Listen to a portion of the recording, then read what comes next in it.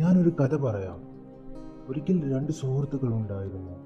ബാല്യത്തിലെ നിഷ്കളങ്കമായ ബന്ധത്തിൽ ഒരുമിച്ചുള്ള അനേകം ഓർമ്മകൾ പങ്കുവച്ച രണ്ട് കുരുന്നുകൾ. ഒരു മഴക്കാലത്ത് പൂമൂടിയ പാതയിലൂടെ നനവോടെ ഇരുവരും ചേർന്ന് കുളിക്കാൻ പോയി. അപ്പുവിന് നീന്താൻ അറിയില്ല. എന്നാൽ തൻ്റെ അച്ചുവേട്ടൻ കൂടെയുള്ള ധൈര്യത്തിൽ അപ്പുവിൻ്റെ ഉള്ളിൽ തെല്ലും ഭയമില്ല. പ്രകൃതിയുടെ ഓമന കളികൾ മനസ്സിലേക്ക് നിറച്ചുകൊണ്ട് സ്നേഹവും സന്തോഷവും പങ്കുവെച്ച് മുന്നോട്ട് സഞ്ചരിച്ചു. തണുത്ത കാറ്റ് അവരുടെ മുടിയിലും മുഖത്തും കോരി വീഴുന്നു. വീളിമതിലുകൾക്കിടയിലൂടെ ചിരിച്ചിറങ്ങുന്ന വെള്ളച്ചാട്ടത്തിന്റെ ശബ്ദം അകലെ നിന്ന് കേട്ടു തുടങ്ങുമ്പോൾ അവർക്കവിടെ എത്താൻ ഒരു ചെറു പോരാട്ടം പോലെ അനുഭവപ്പെട്ടു. തണുത്ത വെള്ളത്തിൽ ചാടാൻ ആകാംക്ഷയോടെ ഇരുവരും കുളത്തിന്റെ കരയിലെത്തി. അപ്പുവിന് അച്ചുവേട്ടൻ കുളിക്കുന്നത് കാണാൻ വലിയ ഇഷ്ടമാണ്. എന്നാൽ നീന്താൻ ഒട്ടും വശമില്ല.